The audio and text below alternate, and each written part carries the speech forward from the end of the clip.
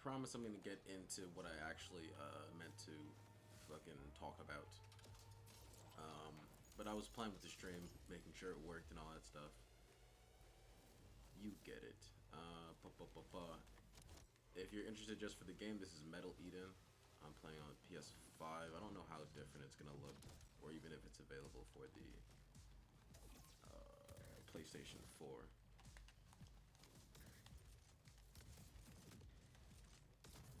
Point up right now. Wow.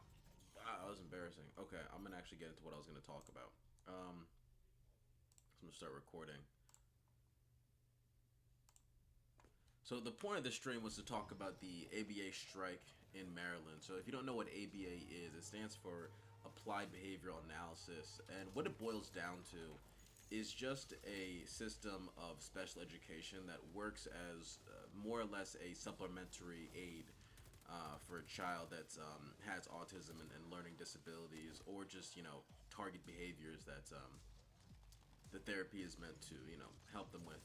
So someone who is in special education, maybe occupational therapy, speech therapy. This is a like after school program typically, but it can be during the day during like school hours. But it's obviously very common to do it after school, and a way for them to like practice math skills, problem solving skills, that kind of thing. And a lot of students with autism and learning disabilities, one thing they struggle with a lot is like generalization. So when they get used to someone, they now take orders from them and only them, like it's their like commanding officer or some shit like that.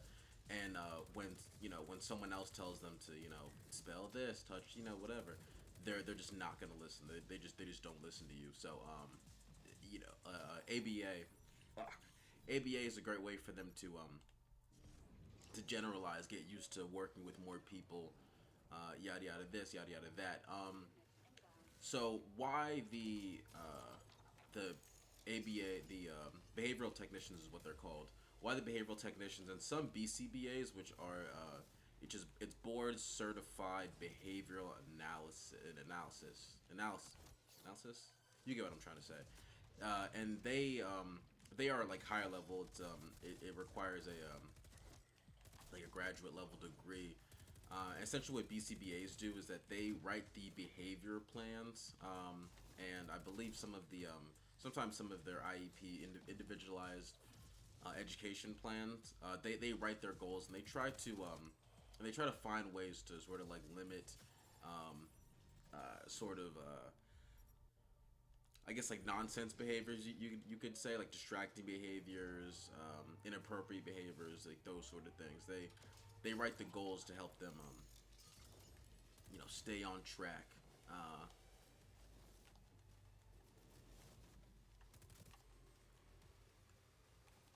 So one of the things, so I work in special education, and basically what separates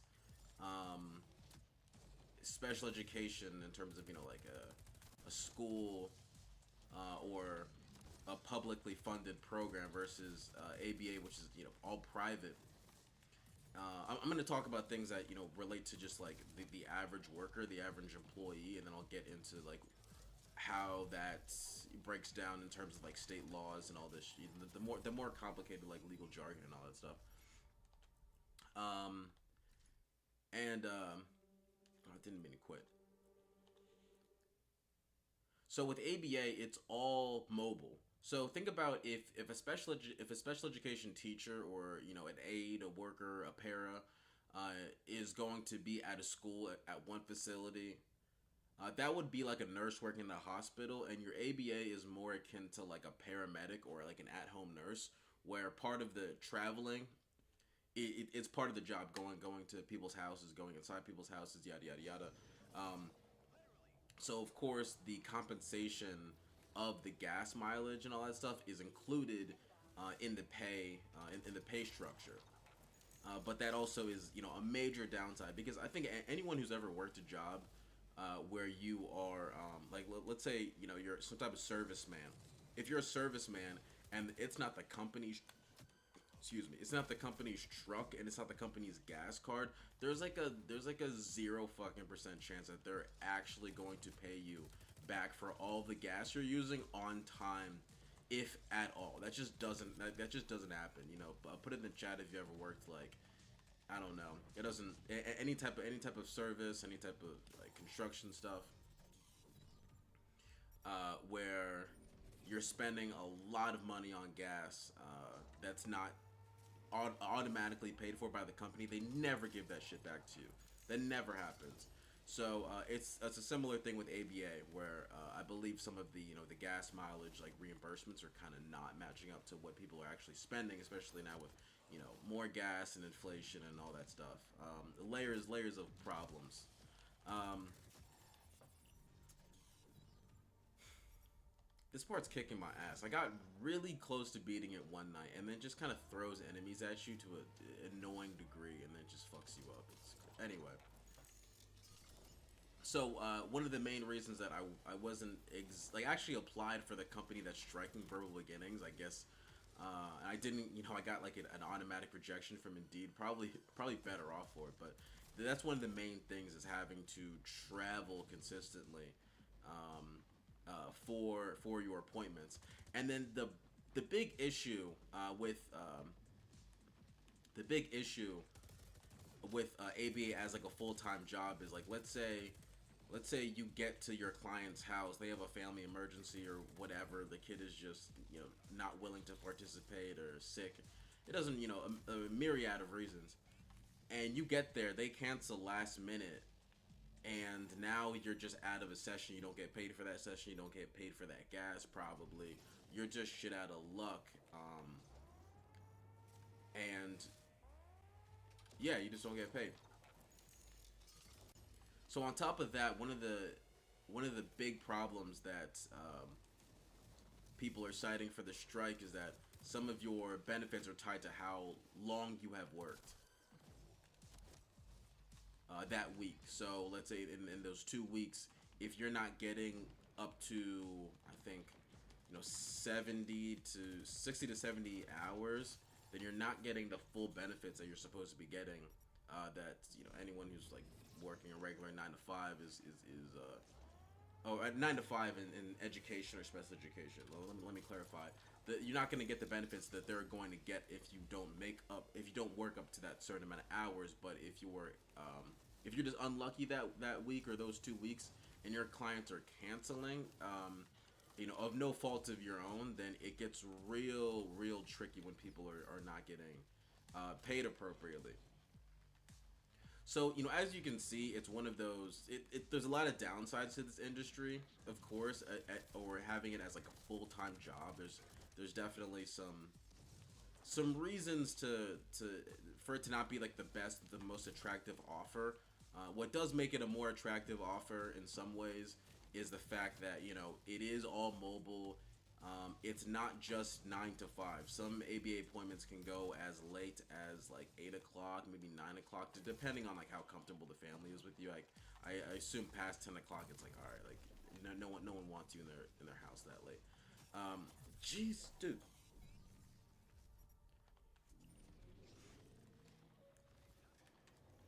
But it's therapy that can be done later on at night. So if you are a special education worker, para, teacher, whatever, most of the time your job is going to end by 3 o'clock. It maybe if you have an after school program, but even then, those maybe wrap up by like 5 o'clock. Maybe even earlier if you're talking about like a really young elementary school, preschool kids. So ABA is kind of attractive to people that would want to have their own schedule, that sort of thing, and maybe people that have take classes during the day, students, especially special education students in college. That makes a lot of sense for you to take your classes during the day and then just do ABA to get your experience during the night, all that stuff. But as full-time work, it can be kind of tricky. So that's where we lead into our problems with like the laws and the reimbursements. So when it comes to, like public schools or special education that is like private, a private institution, they have the benefit of fuck this shit, dude. I'm playing Risk of Rain, dude. This shit is fucking. This is blowing me, dude. No, I'm not trying to. Sorry, it's because it's gonna. It pulls up Steam. I could have sworn I deleted Steam. On my life, I could have sworn I deleted Steam.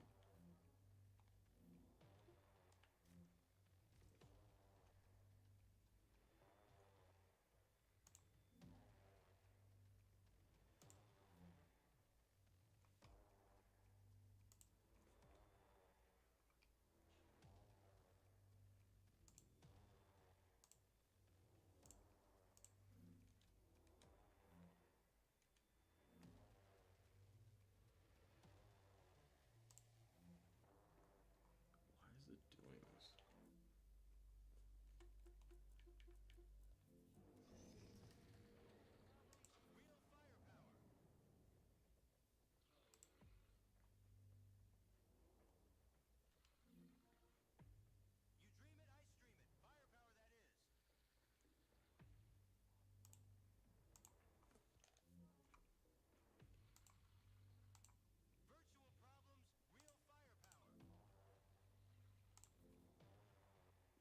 All right, cool. That should be deleted off of my computer. That should not be even on there. That's crazy.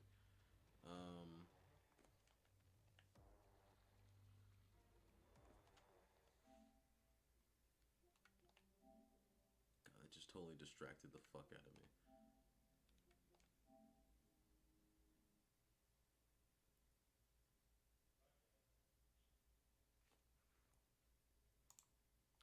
think I need to have a way to find a way to bring the chat in front of me.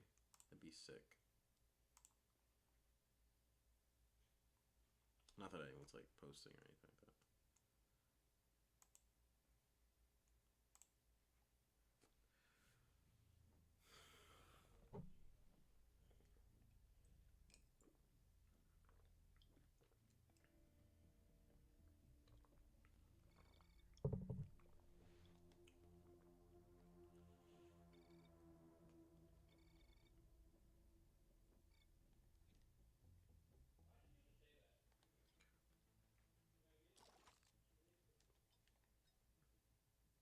All right, back to what I was talking about actually. So yeah, reimbursements. One of the big problems with ABA staying affordable for the parents that pay for it, and it kind of it not reimbursing its actual employees well enough, is the fact that when you have a private organization, they're limited in their revenue streams, where a public school or a private school can get public grants and can be paid for through donations, and it can just get a lot more private funding, where a private company is really limited to Medicaid, private insurance, and fees, tuitions from parents. So they can't exactly, if the money they're getting paid off the Medicaid and the public insurance is just not covering enough to reimburse properly for their employees, they don't exactly have as many options, because they can't just jack up the prices of the therapy, which ABA is not like for. I'm assuming for the parents paying it, what they actually pay out of pocket is, I don't think, is crazy, but the actual true cost is like something like 120 to like 200. I believe an hour. Don't quote me on that, but I believe it's an hour, and most ABA needs to be a little bit over an hour for it to like really make sense.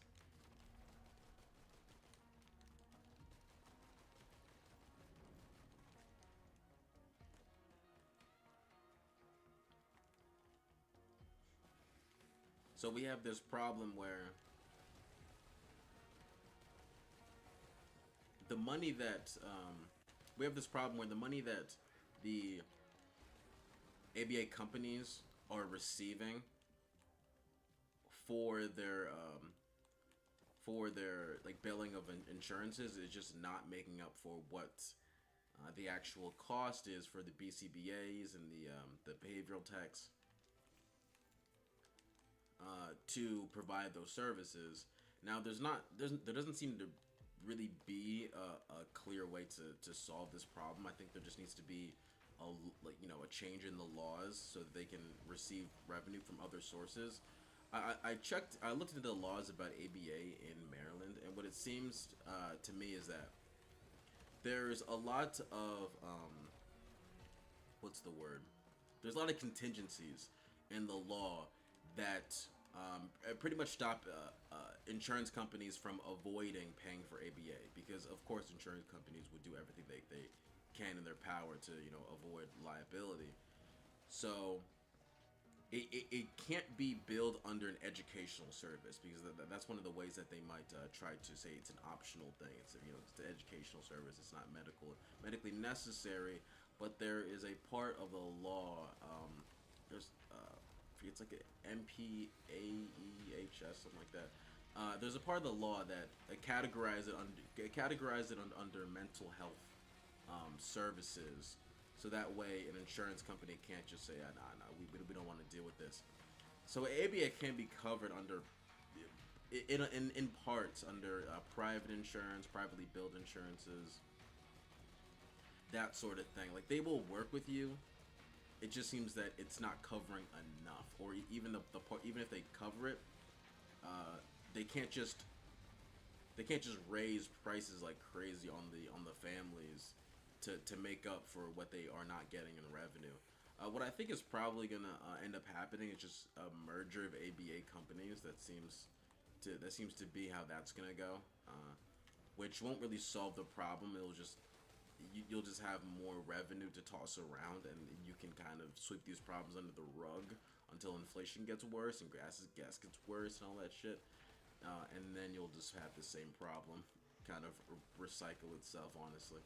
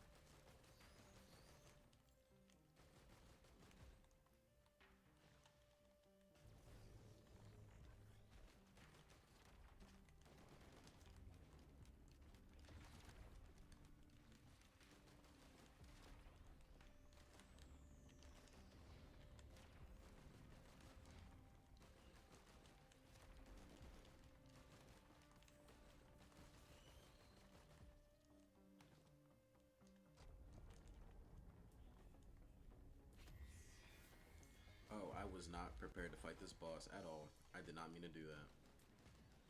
This boss is a spectacle. I love this boss. This boss is really cool. It's gonna tear me up right now, but oh man, right? No fucking bitch.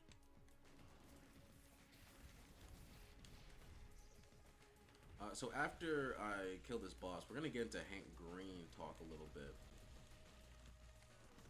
Where whenever there's a creator that's typically well liked, well respected, and then they get into some shit, they say some, they get into a controversy. I love to take the retrospective angle and kind of look. Whoa.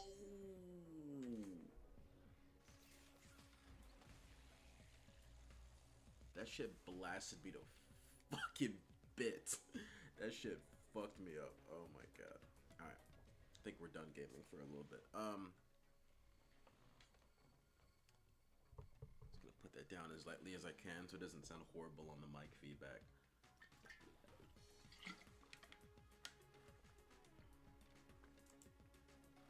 right. 0 views. I'm glad I'm recording this so I can re-upload it and actually, hopefully someone will watch it and see it.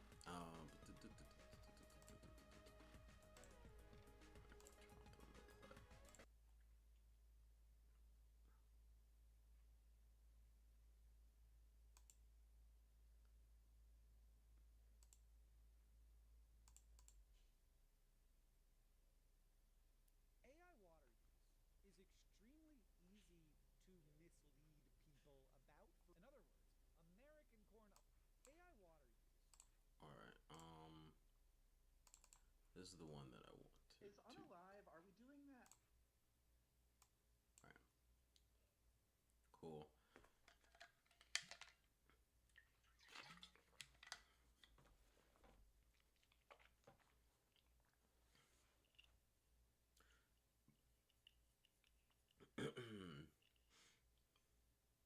So everyone's been dragging Hank Green for the supposed evidence that he read off of an AI script in one of his videos.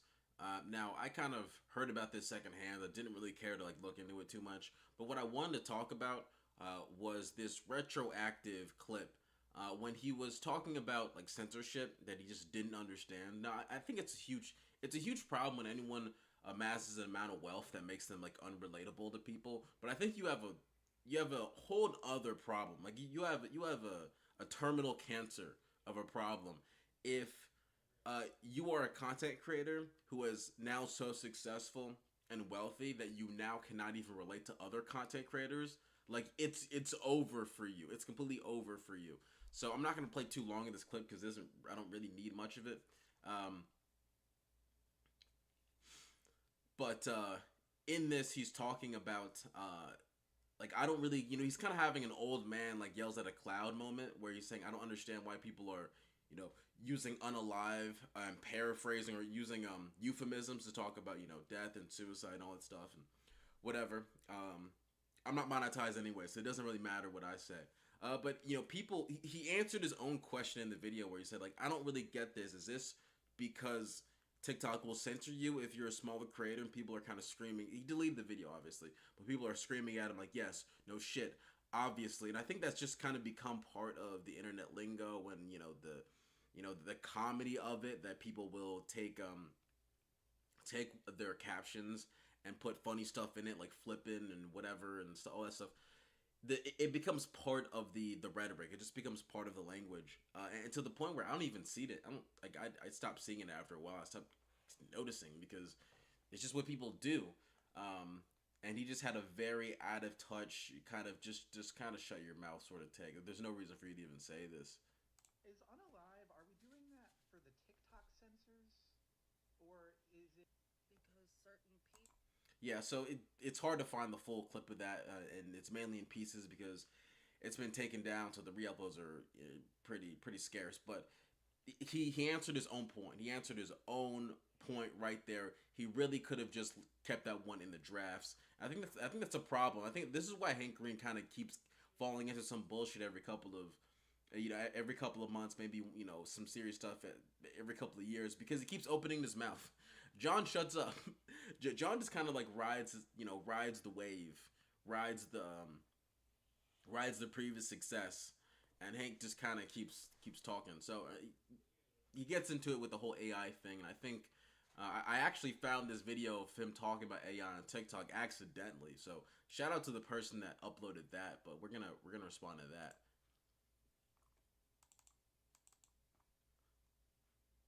AI water use is extremely. Sorry, let's. AI water use is extremely All right, let's. Cool. Here we are. AI water use is extremely easy to mislead people about. In other words, American corn alone uses nearly 80 times more water annually than all of the world's AI servers combined. And I totally forgive you if you are thinking right now, okay, Hank, yes, but corn is food. We eat it. Food is very important for people. But that's the thing. We don't eat it. Maybe 1% of corn is eaten by humans. A lot of it is eaten by livestock. But 40% of it is burned in our cars and trucks. My biggest concern, is this bubble popping? I am worried about that. Could predict the future would mean that we have no agency, and what a terrible outcome that would be. We do have agency, we can affect these things. In conclusion, resource analysis is complex, the incentives are weird, and we have a very long history of underestimating how dumb corn ethanol is. And all of that combined means that it is very easy to lie about AI water use. Thank you for coming to my TED Talk. Goodbye. Yeah, so I kind of didn't understand what he meant at first with the corn being burned up, but yeah, corn ethanol, yeah, that kind of tracks to me. But the point is that is corn is useful. Oh man, that's funny.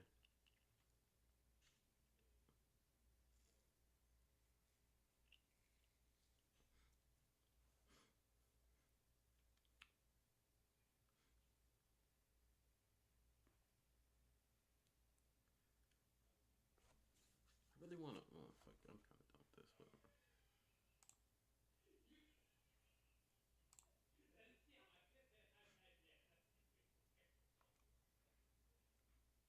AI water use. Eat it. Maybe 1% of corn is eaten by humans. A lot of it is eaten by livestock. But 40% of it is burned in our cars and trucks. My biggest concern, is this bubble popping? I am worried about that. Could predict the future would mean that we have no agency, and what a terrible outcome that would be. We do have agency, we can affect these things. In conclusion, resource analysis is complex, the incentives are weird, and we have a very long history of underestimating how dumb corn ethanol is. And all of that combined means that it is very easy to lie about AI water use. Thank you for coming to my TED Talk. Goodbye. Yeah, super interesting take. I get what he means with the corn ethanol, but as long as it's making something useful. Then, to be fair, a lot of agricultural stuff is wasted, but that's not an argument for using AI, which is a separate thing that doesn't really contribute to the economy in like necessary and successful ways. Just emaciating the rest of the world, the rest of the livestock, the rest of the land for its water. I really wish I had the full video of this. It's probably going to be impossible to find, but yeah, definitely him making a lot of excuses for AI is telling. There was definitely the signs. There's definitely the breadcrumbs in his argument. But that's all I really got for y'all.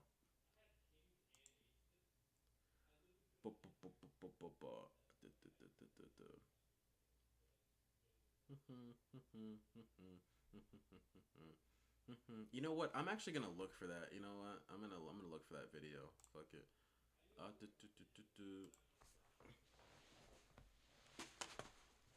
Sorry, no, I'm not trying to search my channel. I'm trying to search YouTube as like a whole. It's got a YouTube studio.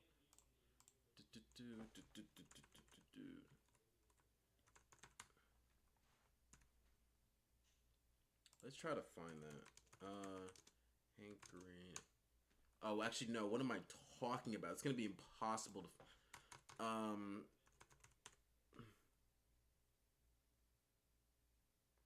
right. Let's respond to this. This is watch the this. 1,400 hours a year you waste on your phone. With Purdue Global. Sorry about that ad, guys. I'm saying guys like there's a bunch of people watching this. When they're just not.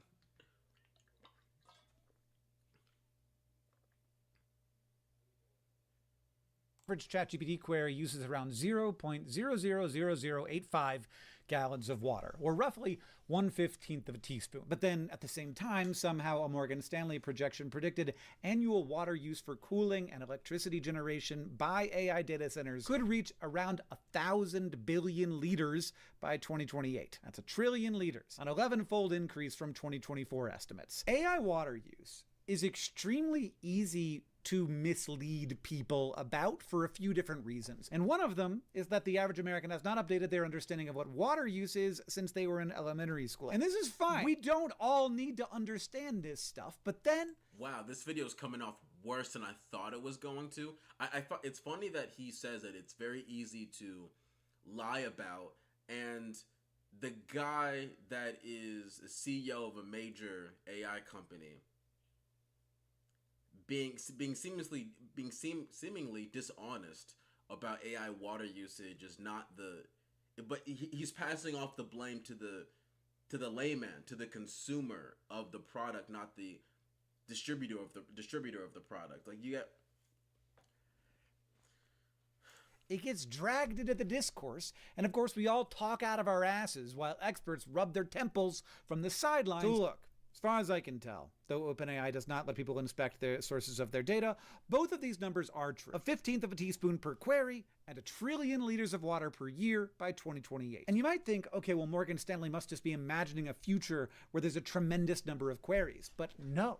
Actually, no matter how you multiply 1/15 of a teaspoon, you're never going to get anywhere close to 1 trillion liters of water use. The thing is, water consumption analysis, indeed any resource consumption analysis for an industry... So the first part of that I would investigate is Sam Altman just lying? When was this uploaded? When was this uploaded? This was uploaded 7 months ago. Oh, we knew some, like, we know some bad things about Sam Altman, like, a few years ago. So the fact that the CEO of an AI company, or just a big tech company, might be dishonest about their product is not a question we're gonna talk about. We're just not gonna get on. We're just not gonna get on with that. That's not possible. It's not possible that he's underestimating that, because for each quarry, right, there's difference between using AI to make like a schedule planner, and like AI to use make a really complex image, like a video, right?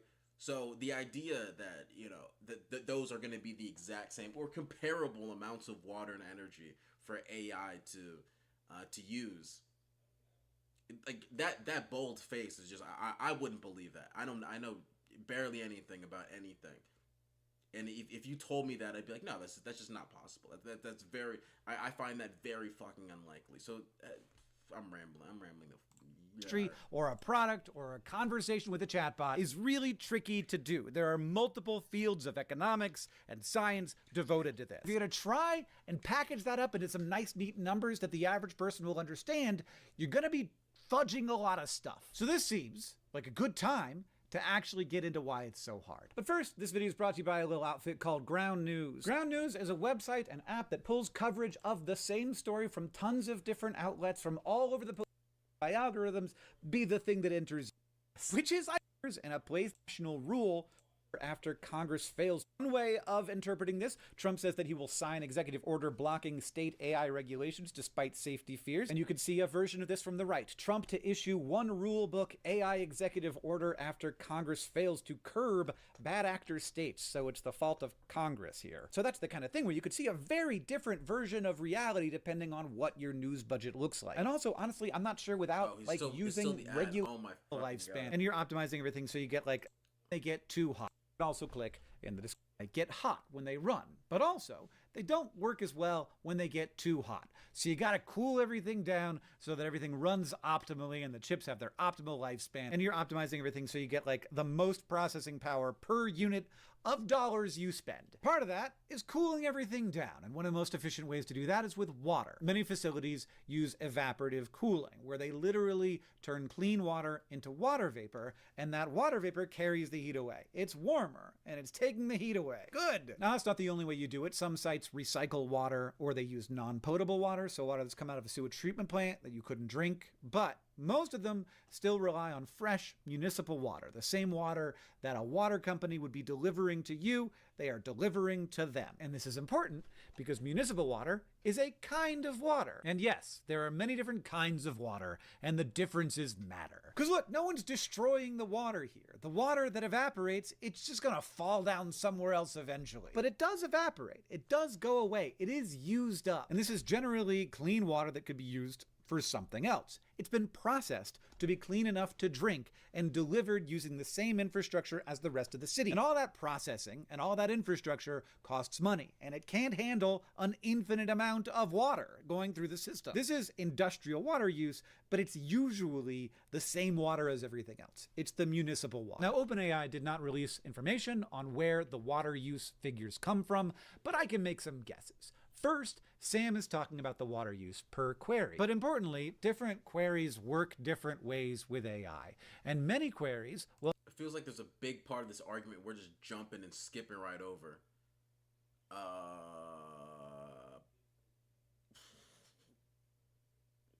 Yeah, like, we can't... If you're competing for the same water that people and livestock drink...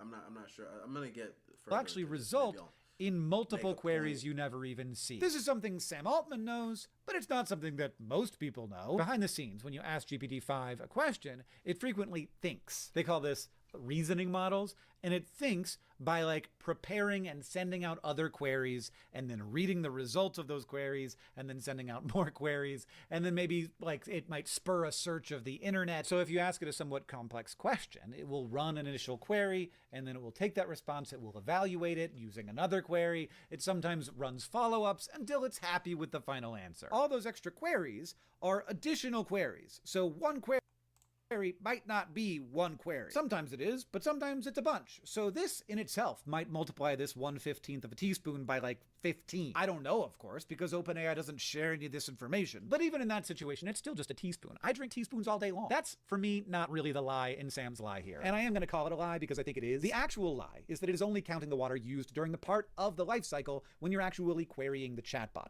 not all the other parts of the process that are necessary for this system to exist. This is the big difference between Morgan Stanley's analysis and Sam Altman's. There are a lot of other parts of this process that are not the final step of the consumer querying the chatbot. And you've probably thought of one of them, but you probably haven't thought of the biggest one. And I want to do a test right now and find out if I'm right. So if you thought of one place where the chatbot is using water that isn't the query, you probably thought of the training. The thing about these systems is that the training never really stops, even while we're using one model like GPT-5, which is actually a bunch of models all stuck together. OpenAI and its competitors are constantly training newer, bigger versions that no one can use yet. And to create these models, like the system runs for weeks or months on enormous clusters of GPUs, burning through electricity and water for cooling. It's not really fair to treat that training footprint as separate from every conversation you have with the model. The conversation could not happen without the training. So if you want to be honest, you got to make some choices. So probably you would want to spread the water used to train all of the models in GPT-5 and spread it across every query people make. The problem here is no one knows how to do that accurately because OpenAI doesn't share this information, which is part of why it is so easy to get numbers that are both fairly correct and very different from each other. And part of why it's so easy to lie about this from either direction, by the way. Like you could include every training that has ever happened leading up to GPT-5, since certainly GPT-5 would not have been possible without those training events. Or you could just include the training of the models that are part of GPT-5,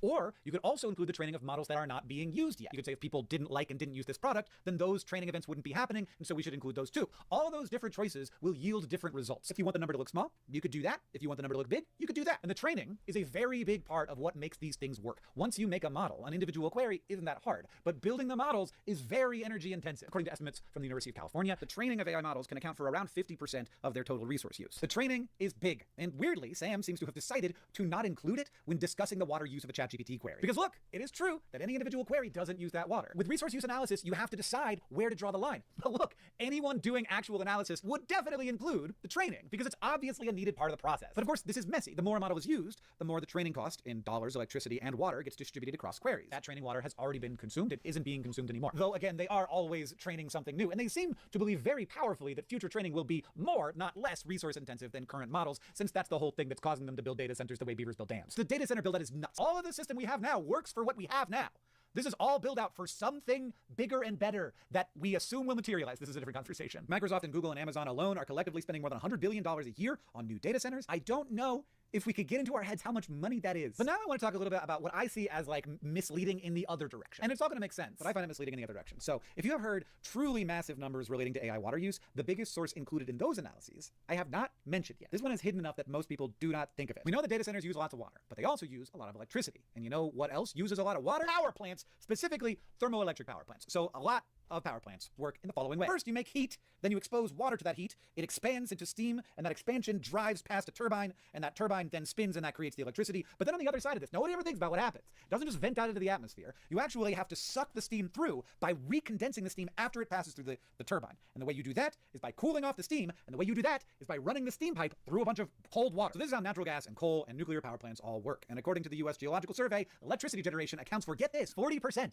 of all freshwater withdrawals in the United States. Now this is confusing though, because the power plants then just put a lot, not all, but a lot of that water back. So a lot of this water is intake and then return. And also importantly, none of this is municipal water. It has not gone through the process to make it safe to drink. It is not being piped through a municipal water system that would need to scale up to manage this massive need. It is not sent to a sewage treatment plant. It is usually taken directly from a river, a lake, or the ocean, and then released back into that river, lake, or ocean. Though some water will be lost to evaporation in this process. I wish I had the number in front of me. Hank from the future here. It's about 2 to 3%. So this is the water that people are sometimes counting if they want AI water use to look really massive. They're looking at the mix of power that AI data centers are using, and then they were looking specifically at the thermoelectric power plants that are part of that. They're looking at how much electricity is being drawn from those power plants, and then looking at what percentage of that power plant's water use can be attributed to the AI data center, and they are looking at water that is coming in and out, not just water that's being evaporated away. Now, I don't want to say that this doesn't matter. Power plants use a lot of water. A lot of it evaporates when the power plants are running. And also, the waste heat that ends up in waterways can have tremendous effects on ecosystems, and that needs to be managed and regulated. Waste heat is a kind of pollution. You can't just dump heat into the ocean or into a river and expect things to go fine. In fact, rivers often, only a degree or two of difference can really mess things up. But including the water that flows through a power plant as water use, it does feel a little wrong to me. Taking water from a river or a lake is different from taking drinking water from a treatment plant. Putting drinking water on your lawn is actually cheaper per gallon for the water company than using it in your sink or shower, because it doesn't need to go through the wastewater treatment process. One kind of use is different from other kinds of use. But of course, even though municipal water and industrial water are not the same thing, that does not mean that water is like unlimited. Every place has a finite hydrological budget, a certain amount of water that can be pulled from rivers, lakes, reservoirs, or aquifers without causing real harm. You can shift where the strain shows up, because maybe it's in municipal treatment capacity, but maybe Yeah, it has not been long since the problem of, drilling for water.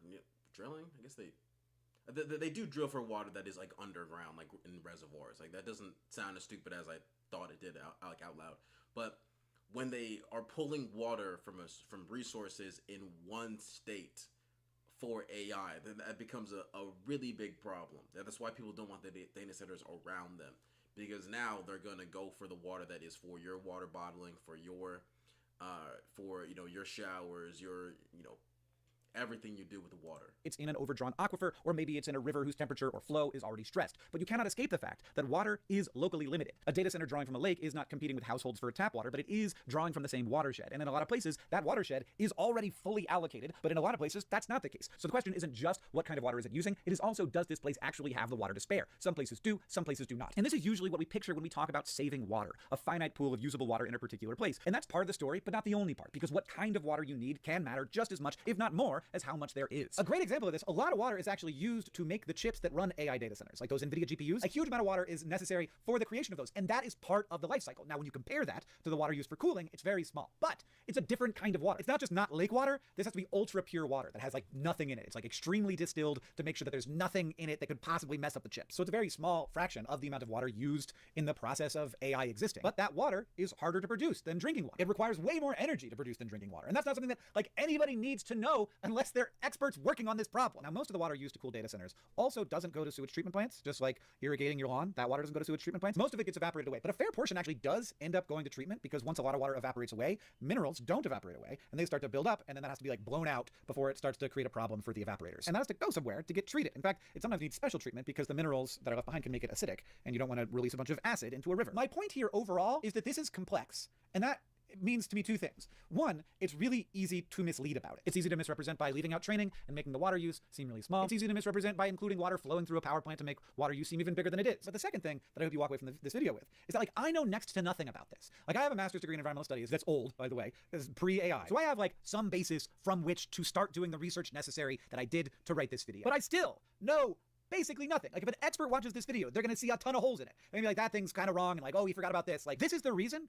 why expertise is so important, because the discourse is terrible at expertise. But there are people who are actually involved in this conservation, who are actually involved in trying to mitigate this, to decrease the water use, and they are aware that AI is just one of many industrial uses of municipal water, and that is very different from water evaporating at a power plant that isn't coming from municipal water. So here's the crazy part, because any resource manager will tell you that use is one part of the story, and often the smaller part of the story. What matters most is where you're using it, the context around the use. A bunch of data centers in the desert is a totally different game than a bunch in the Pacific Northwest. Water is not like electrons. It is hard to move around. If you use water where it's scarce, it matters a lot more than if you use it where it's plentiful. And it also matters how you respond to that. When you build a data center in the desert, do you make sure you're running your cooling with non-potable water from a treatment plant? Is that taking away from water that would normally be used for turf irrigation, and now the turf is being irrigated by municipal water? Or maybe you're responding by building systems that recycle the water, or maybe you're responding by using air cooling, which might use more electricity, but that's fine if there's a lot of solar nearby. To wrap this up, let me hit you with something that is very, very weird. AI data centers are going to use a lot of water, but they are not going to use anything like as much water as the weirdest industrial use of water that we have.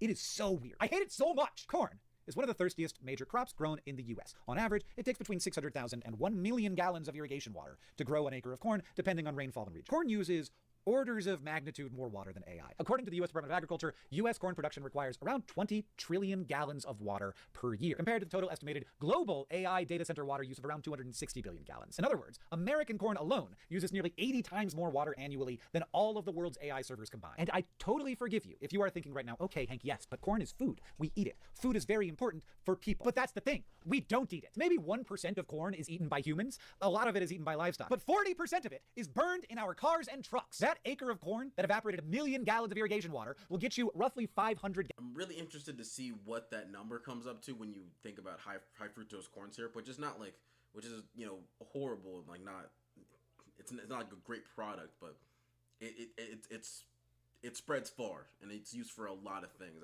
That's mainly the way that a lot of corn does not get wasted.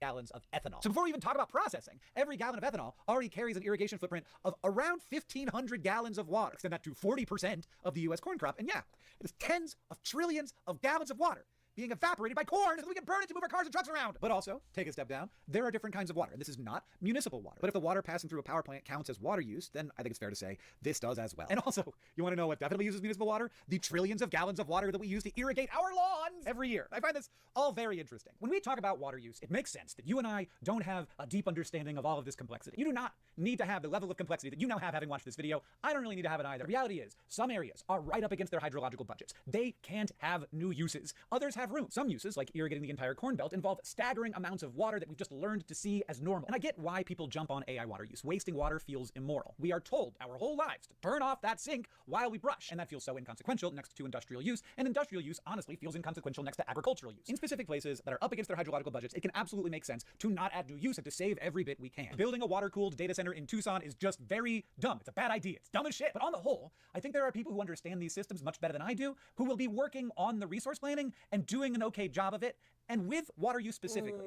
Now, it's going to be a big deal in some areas. I don't want to say it's never going to be a big deal. I don't want people come for me. Even under the maximalist goals of AI companies, the projected increase in water use is small compared to what cities and industries already use. What I am much more worried about is that the projected increase in power demand is not small. It is an order of magnitude larger in the percent of existing infrastructure. That's going to hit our carbon budgets and it's going to hit our wallets. I think this is a bigger deal politically. I think it's a bigger deal environmentally. That's where I am more focused personally. Maybe water use feels more salient because it feels worse to waste water. Good take. Not a bad take.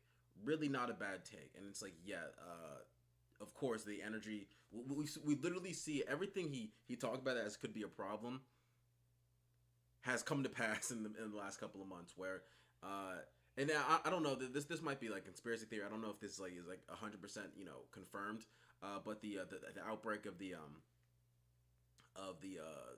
parasite, which I believe was caused by, not 100% clean water, which I don't know if is influenced by, AI, but I'm just going to say it is for the sake of this video, for the thumbnail, for the clickbait.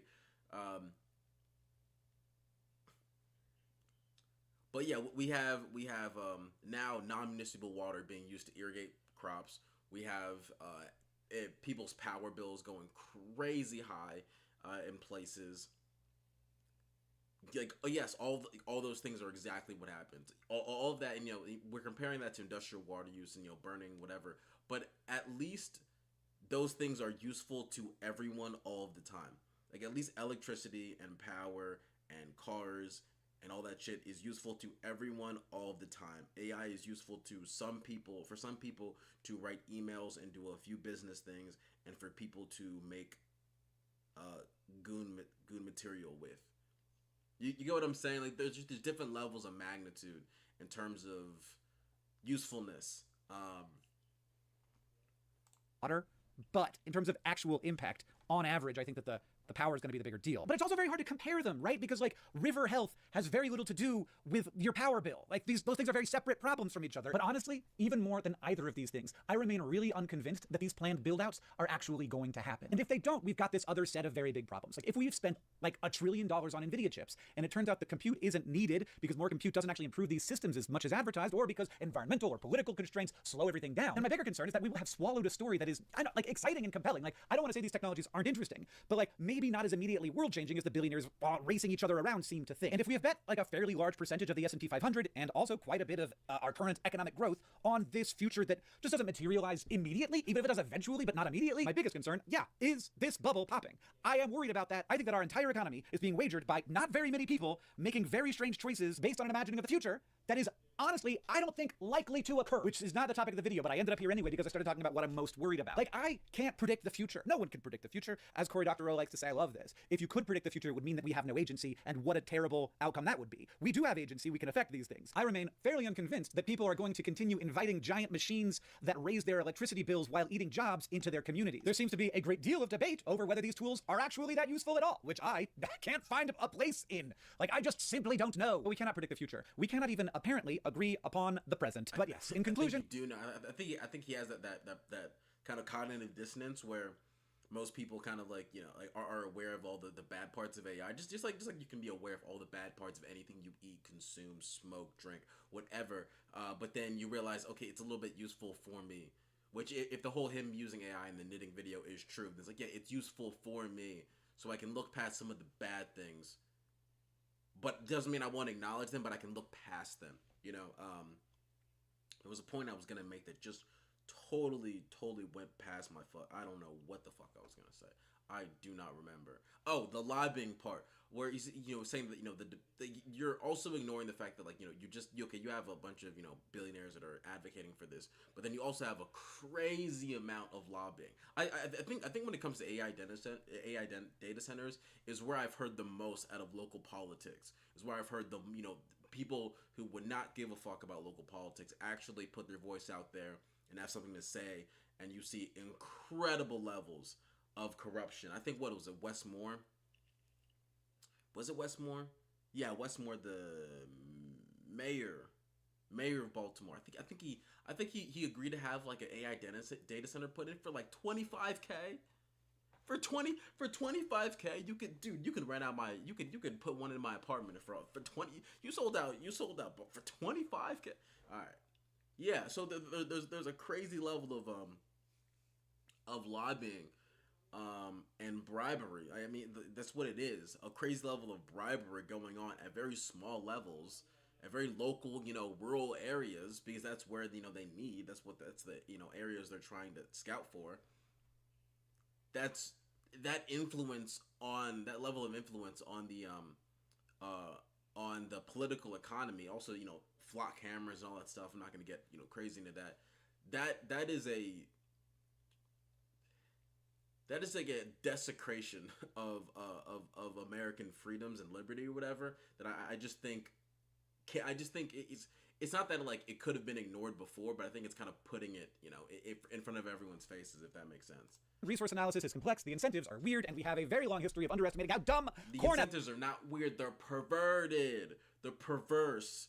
They're lobotomized. They're not incentive. They're not even. You can't even call them incentives. You could call it agenda. You could call it maybe purpose if you want to be generous about it. But no, it's not incentives. They're not weird. They're. I don't have the adjective. That's not a swear word. That all is, and all of that combined means that it is very easy to lie about AI water use. Thank you for coming to my TED Talk. Goodbye. This is the 14. All right. Doesn't look good. It's not looking good for our boy. It is really not looking good for our boy. I think I'm done with that. Good stream. 7 people watched it for maybe a couple minutes. Excellent.